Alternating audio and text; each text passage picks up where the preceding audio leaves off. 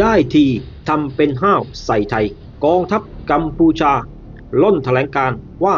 ได้พี่เบิ้มจีนร่วมซ้อมรบฝึกซ้อมยิงกระสุนจริงทางทะเลในวันที่ 11 ถึง 13 มิถุนายนนี้บริเวณเกาะปูลูไวและเกาะตังจังหวัดพระศรีหนุซึ่งตั้งอยู่ใกล้กับเกาะกูดจังหวัดตราดของประเทศไทยโดยการซ้อมรบครั้งนี้คาดว่าจะมีนายเรือกว่า100นายเข้าร่วมปฏิบัติการพันโทอุกซอปวนหัวหน้าเลขานุการประจำฐานทัพเรือเหลี่ยมประเทศกัมพูชาระบุว่าการซ้อมรบครั้งนี้เป็นเพียงการเสริมศักยภาพของกองทัพเรือเท่านั้นปราศจากการวางท่าทีที่เป็นภัยต่อประเทศเพื่อนบ้านและเพื่อการันตีถึงความปลอดภัยกองทัพเรือกัมพูชาขอความร่วมมือชาวประมงท้องถิ่นไม่เข้ามาในพื้นที่ซ้อมรบอีกทั้งกองทัพเรือกัมพูชาจะส่งเรือเร็วเพื่อตรวจตราและเคลียร์พื้นที่ซ้อมรบที่จะเกิดขึ้นในวันที่ 13 ถึงมิถุนายนอีกด้วยนอกจากนั้นยังมีรายงานเพิ่มเติมด้วยว่าการฝึกซ้อมรบทางทะเลครั้งนี้คาดว่าจะมีเรือรบของประเทศจีนเข้าร่วมด้วยโดยเป็นการจำลองเหตุการณ์ผู้ลุกล้ำในน่านน้ำกัมพูชาด้านพลโทชุมสุชาติโฆษกประจำกระทรวงกลาโหมของกัมพูชากล่าวว่าการซ้อมรบภายใต้แผน Golden Dragon จะเป็นการแบ่งปันประสบการณ์พัฒนาขีดความสามารถในการต่อต้านก่อการร้ายเสริมย้ำความร่วมมือเชิงยุทธศาสตร์และเป็นการสะท้อนให้เห็นถึงความสัมพันธ์ที่ลึกซึ้งระหว่างจีนและกัมพูชาการฝึกซ้อมรบทางทะเลครั้งนี้ของกองทัพเรือกัมพูชาที่เป็นการซ้อมรบกระสุนจริงนับเป็นการซ้อมรบในรอบ 2 ปีภายใต้แผน Golden Dragon ซึ่งเป็นความร่วมมือระหว่าง 2 ประเทศที่ยิ่งใหญ่ที่สุดในประวัติศาสตร์โดยใช้ยุทโธปกรณ์ขั้นสูงจากจีนเช่นปืนใหญ่และเรือรบ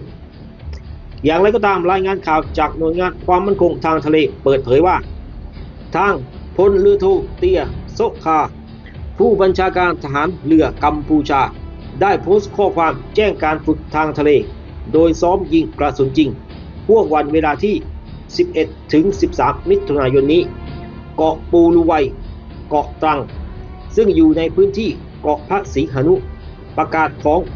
กองทัพเรือกัมพูชาจึงขอให้ประชาชนและชาวประมงมีความระมัดระวัง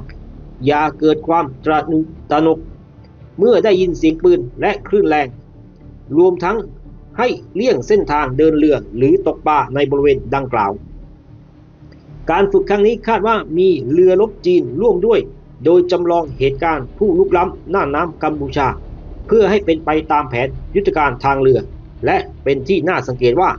กองทัพเรือกัมพูชางดการฝึกยิงด้วยกระสุนจริง 2 ปีแล้วโดยคาดว่าการฝึกครั้งนี้เป็นแผนการฝึกที่วางไว้ต่อเนื่องจากการฝึก Golden Dragon ซึ่งปัจจุบันเรือรบจีน 2 ลำขอจอดที่ฐานทัพเรือเหลี่ยมเมื่อกลางปี 2567 แล้วมีการออกไปฝึกในพื้นที่ทางทะเลของกัมพูชามาตลอดการฝึกครั้งนี้เป็นการแสดงกำลังและความพร้อมของกองทัพเรือกัมพูชาเพื่อสนับสนุนรัฐบาลกัมพูชาที่มีท่าทีในการเรียกร้องให้ทุกฝ่ายออกมาแสดงความรักชาติอีกทั้งแสดงให้เห็นว่ากองทัพเรือกัมพูชามีความพร้อมและมีการพัฒนาขีดความสามารถทางทะเลให้ทางประชาชนของตนเองข่าวกองทัพเรือกัมพูชาซ้อมรบยิงกระสุนจริงเฉียดเกาะกูดรัวแสดงความเห็นเพียบอาทิปล่อยกองทัพเรือกัมพูชาโชว์แสนยานุภาพทำไมต้องซ้อมยิงกระสุนจริงใกล้เกาะกูดมีนัยยะอะไรหรือไม่กังขาการซ้อมรบทำไมทำช่วงนี้อาวุธยุทโธปกรณ์ต่างๆล้วนเป็นของจีนให้การสนับสนุนดูเหมือนอยากจะท้ารบกับประเทศเพื่อนบ้านหรือไม่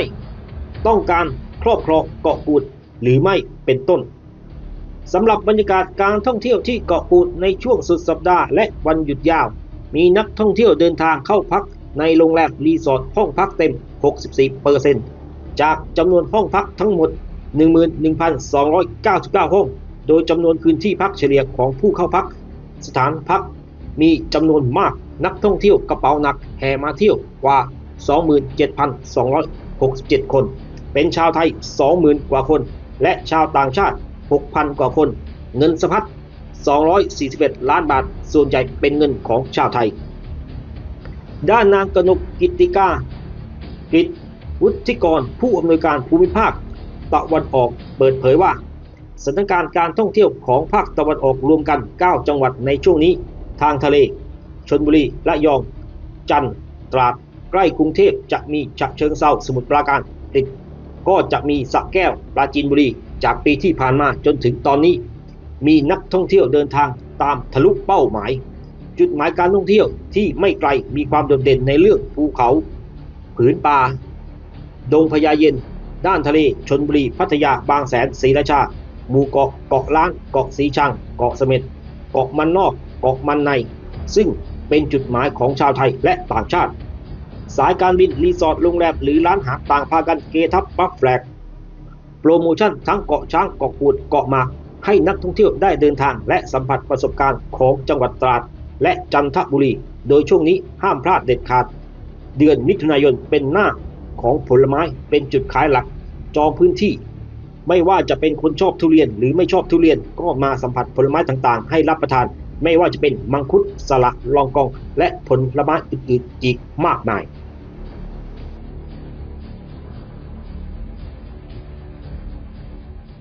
มาร่วมสนับสนุนท็อปนิวส์นำเสนอความจริงได้แล้ววันนี้เพียงกดปุ่ม Super Thanks แล้วเลือกจำนวนเงินตามที่ต้องการได้เลยครับขอบคุณครับ